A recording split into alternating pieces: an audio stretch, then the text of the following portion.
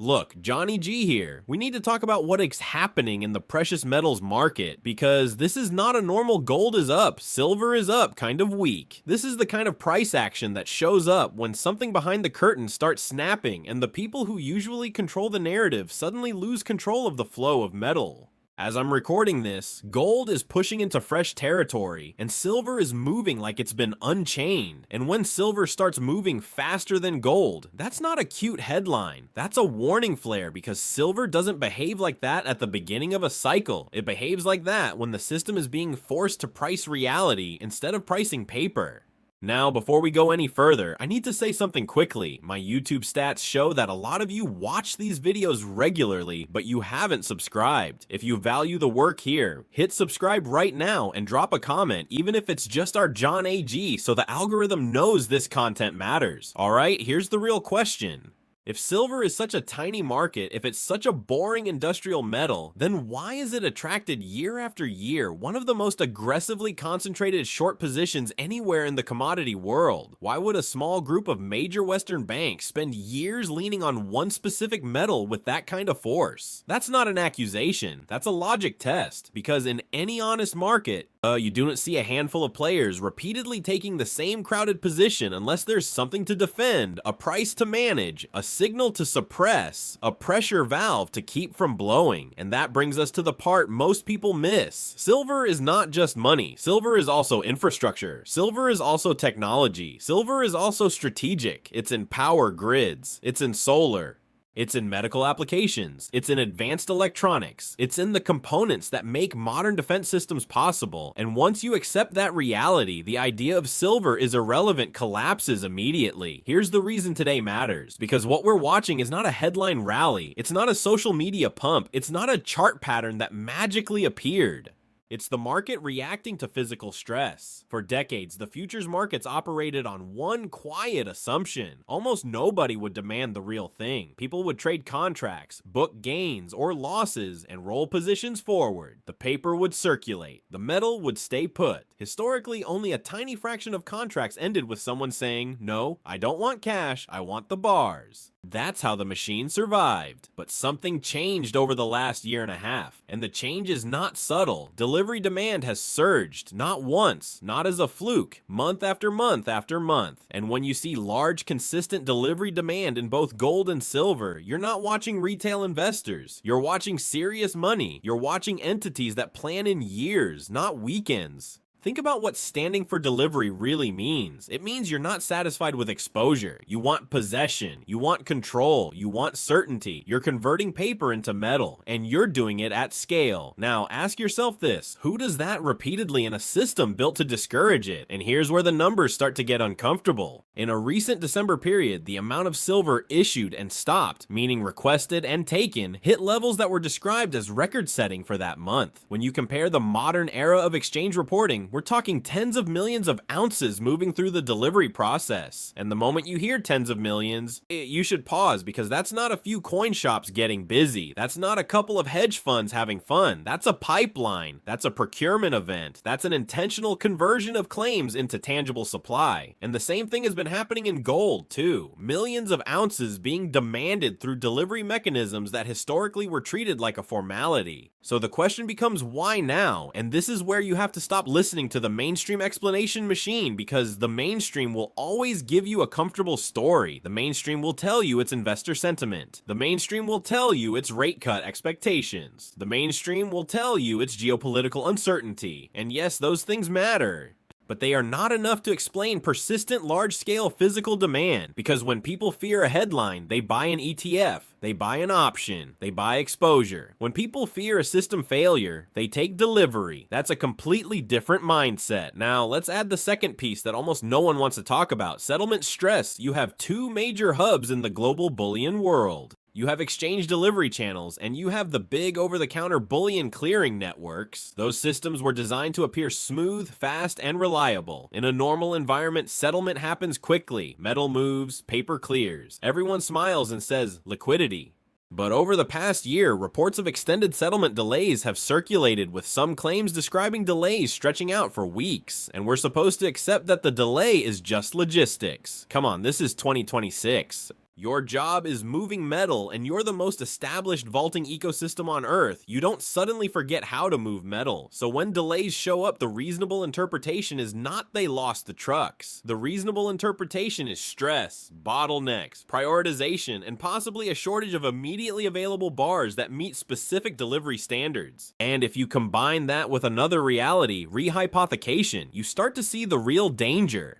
Rehypothecation is a fancy word for a simple problem. The same asset gets claimed multiple times. When a market is built on paper, the claims can multiply. One bar in a vault can support multiple promises. As long as nobody asks for the bar, nobody notices. But the moment too many people ask at once, the math breaks. So, let me ask you a question, and I want you to answer honestly in the comments. If you owned a claim on something and you found out the same thing might be claimed by 10 other people, would you keep the claim or would you want the real thing?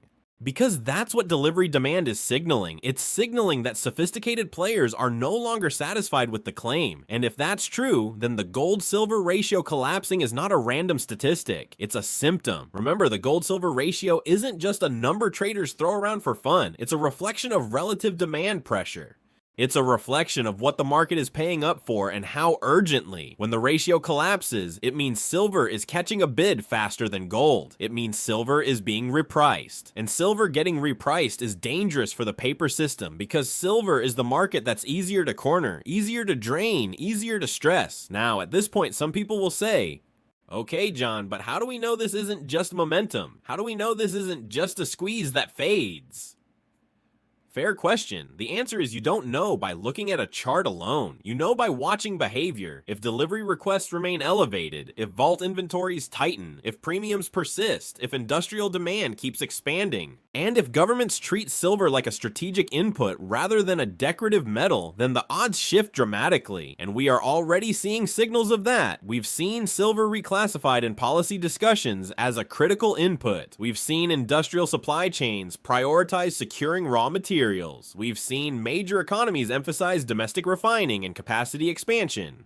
We've seen export restrictions and retained production for internal use. Language creep into official messaging in different parts of the world. Those are not the actions of countries that think silver is a meme. Those are the actions of countries that think silver is leverage. Now, I'm gonna say something that will make some people uncomfortable. I don't think this is primarily about retail investors. Retail investors matter, and they can accelerate moves. But what's happening here looks like big money positioning for a new reality. And when big money positions for a new reality, they don't post it on Twitter first. They take metal quietly, consistently, systematically.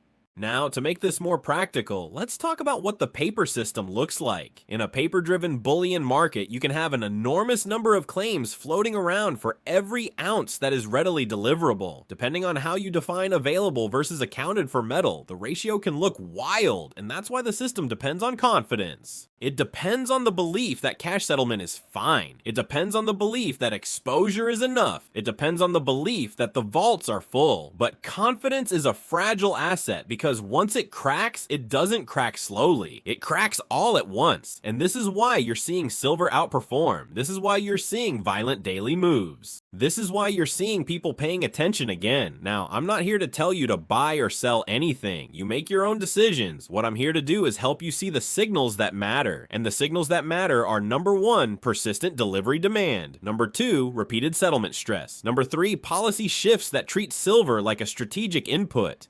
Number 4, the relative move, silver outperforming gold, which is historically a late cycle behavior. And number 5, the psychology shift among sophisticated participants toward possession. Now let's zoom out because this isn't just about silver, it's about trust. Gold is the metal of trust. It's the metal that central banks love. It's the metal that sits quietly behind currency systems. It's the metal that people run to when they stop trusting paper. Silver is the metal that exposes the machinery because it is both money and necessity. Gold can rise quietly. Silver tends to rise violently. So when silver starts acting like this, it's telling you that the machinery is being challenged. And when machinery is challenged, the reaction is almost always the same. Narrative warfare. This is where the experts come out. This is where the talking heads start telling you the move is over. This is where they bring up rebalancing, profit taking, seasonality, and every other comfortable phrase.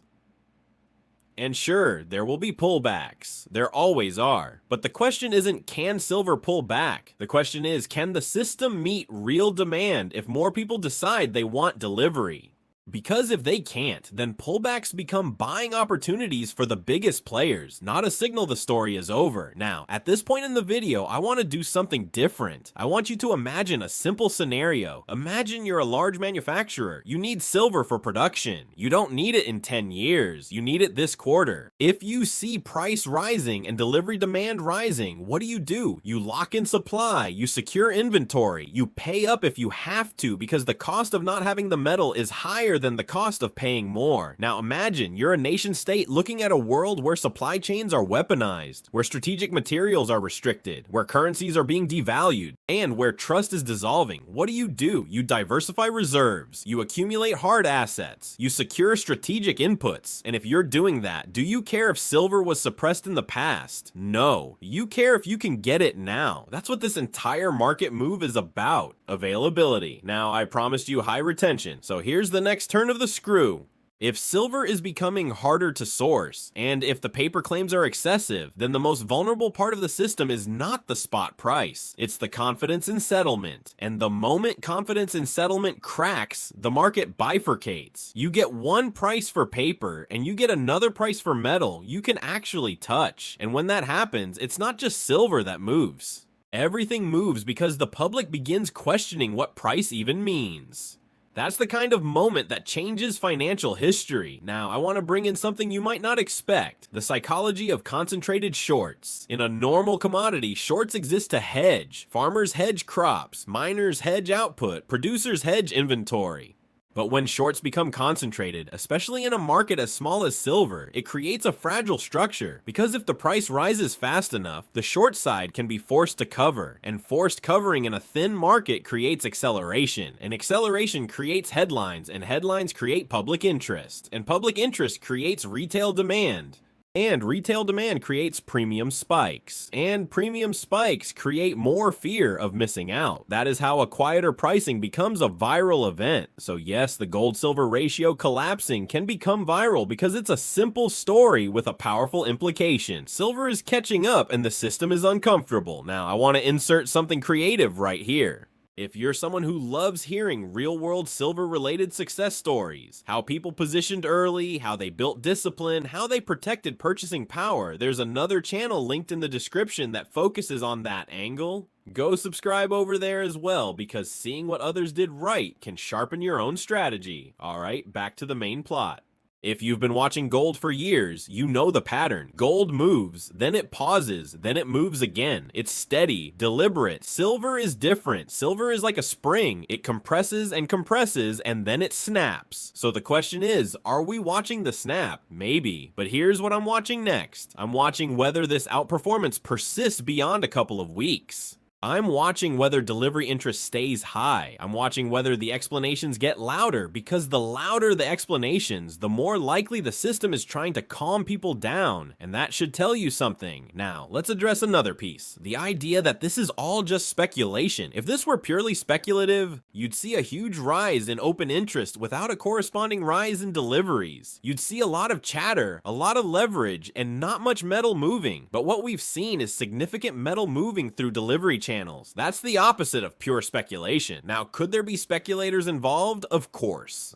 But the backbone of this move looks like procurement, accumulation, and strategic positioning. Now, let's talk about the timeline, because timelines matter. If you've been here for a while, you know markets don't reprick overnight. Even violent moves unfold in waves. We get a breakout, we get a pullback, we get consolidation, we get another breakout, and then usually we get a blow-off phase where everyone suddenly cares. But right now, the public still isn't fully engaged. So this could be the early wave that sets the stage for the more explosive phase later. And that's why I'm saying this isn't just a price update, it's a structural update. Now, I want you to engage with me here because your input matters for future videos. Question 1, do you think silver's move right now is being driven more by industrial demand or more by investors losing trust in paper markets? Drop your answer below. Question 2, if you had to pick one, would you rather hold more gold or more silver going into a world of supply chain stress and currency debasement? And tell me why. Now, let's build the argument carefully. Gold's story is reserve confidence. Central banks accumulate it because it's neutral. It's not someone else's liability. It doesn't carry counterparty risk. Silver's story is dual-purpose stress. It can be money, but it also gets consumed. It gets used. It disappears into products, and that means silver has an additional tailwind. Even if investors step away, industry still needs it. But if investors rush in at the same time, industry is securing supply. That's when the market gets violent. And that's what the price action is whispering right now. Now I want to address the critical mineral angle again, because this is where things can turn fast. When a material is treated as critical, it changes the political posture around it. It can lead to incentives for domestic production. It can lead to restrictions on exports. It can lead to stockpiling. It can lead to procurement programs that don't care about short-term price. And that's what scares the paper market, because the paper market depends on elastic supply, on the illusion that supply can be called forth at any price level. But strategic procurement doesn't behave like a normal buyer. Strategic procurement buys because it must. So if silver has crossed that line in the minds of policymakers and planners, the floor under demand becomes much stronger. Now you might be thinking, okay, but if this is true, why doesn't everyone see it? Because the system doesn't want everyone to see it. If too many people see it at once, it accelerates. And acceleration is destabilizing. So the incentive is to keep people calm, distracted, and focused on something else. And that is why you'll see narratives like it's over, it's a bubble, it's just speculation, it's not real. Now I'm gonna give you a framework that I use to cut through the noise.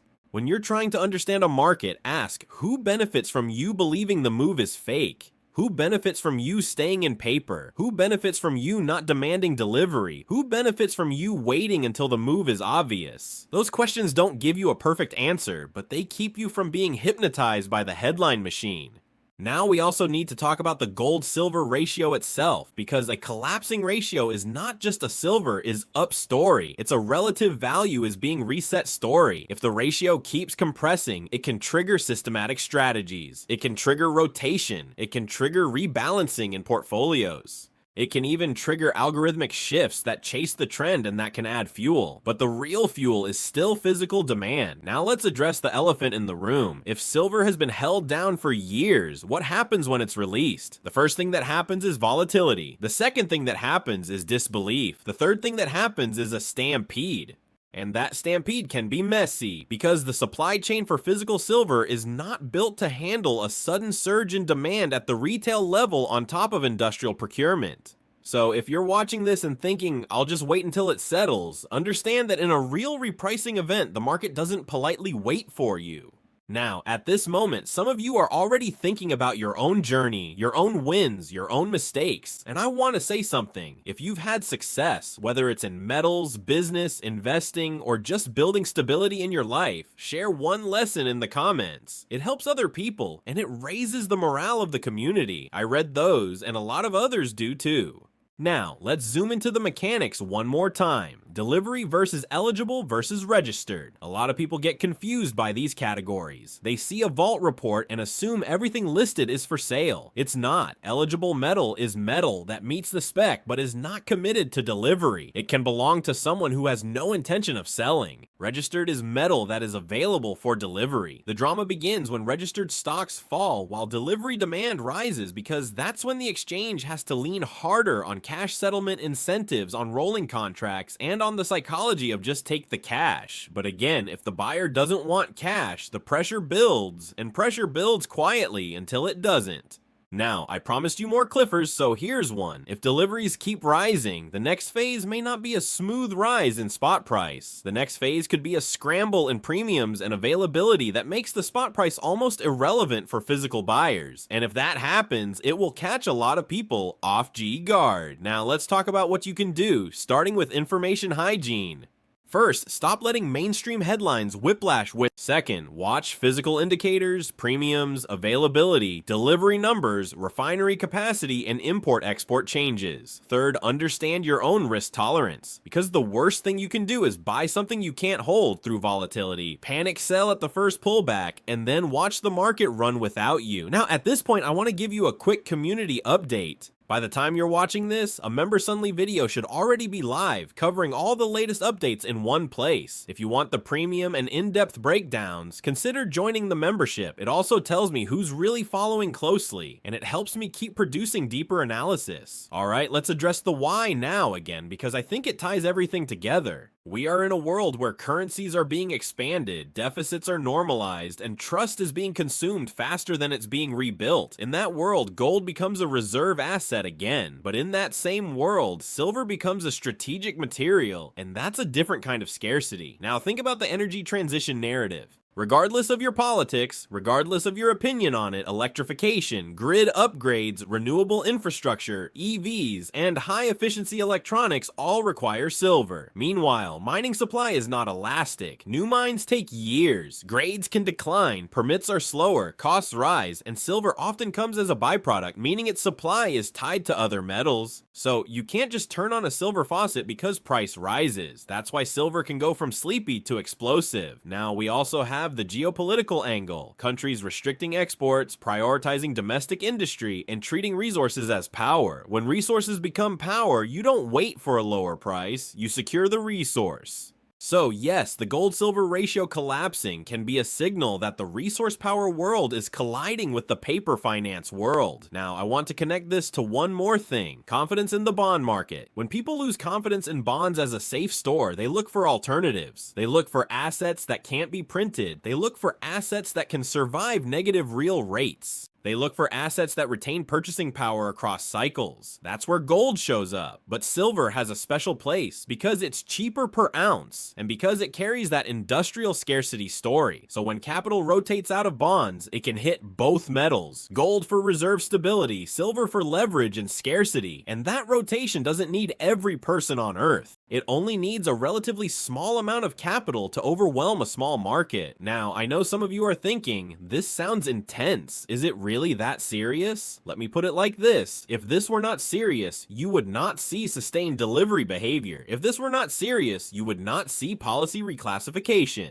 If this were not serious, you would not see settlement stress narratives. If this were not serious, silver would not be outperforming gold in the way it has. Markets whisper before they scream, and right now, the whisper is getting loud. Now, I'm going to give you a scenario that I think is plausible. Scenario: gold continues to rise as confidence erodes, but it rises in a controlled way because central banks can manage gold narratives more carefully. Meanwhile, silver breaks out and bursts because its supply chain is tighter and its paper system is more fragile. That would compress the gold-silver ratio, and as the ratio compresses, more people notice, more people join, more pressure builds. And then one event, a big delivery month, a major industrial procurement headline, a policy announcement, or visible shortage could trigger the next phase. Now, I'm not predicting the exact day, I'm telling you how these things tend to unfold. Now, another practical point: when you see a major move, don't assume it must immediately reverse. Sometimes it will pull back.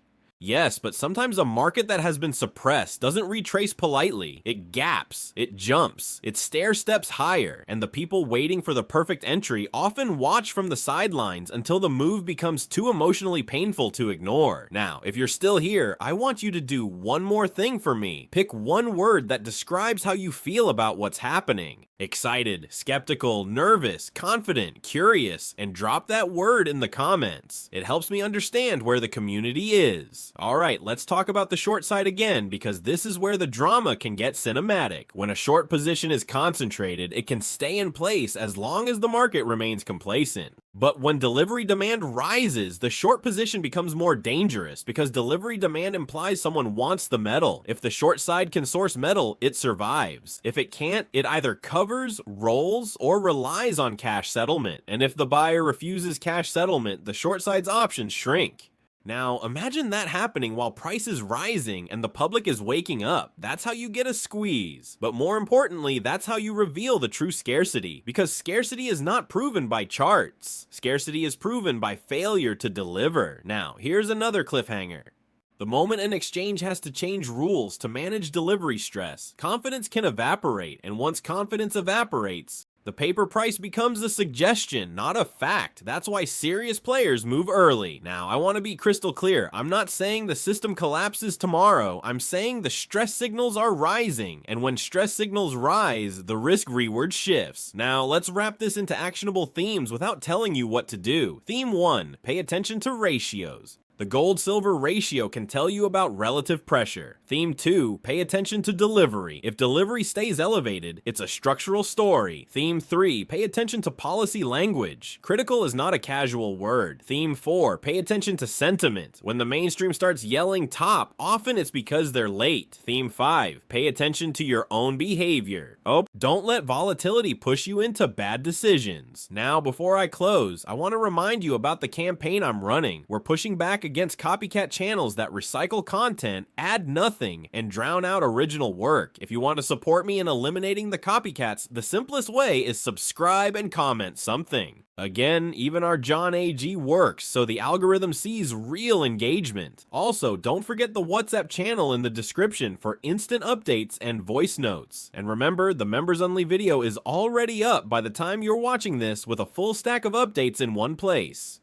So if you want deeper analysis and you want to show you're really following, consider joining the membership. Now, final thought. For years, silver has been treated like a joke by people who only look at price. But price is not the full story. The full story is where silver sits in the modern world as a metal that powers technology, underpins infrastructure, supports defense systems, and still carries monetary history. And when a metal with that role starts moving like this, outperforming gold, pulling the ratio down, forcing attention, you don't dismiss it. You watch it, you study it, and you make sure you're not the last one to realize what it means. And here's the part that can catch even experienced investors off guard.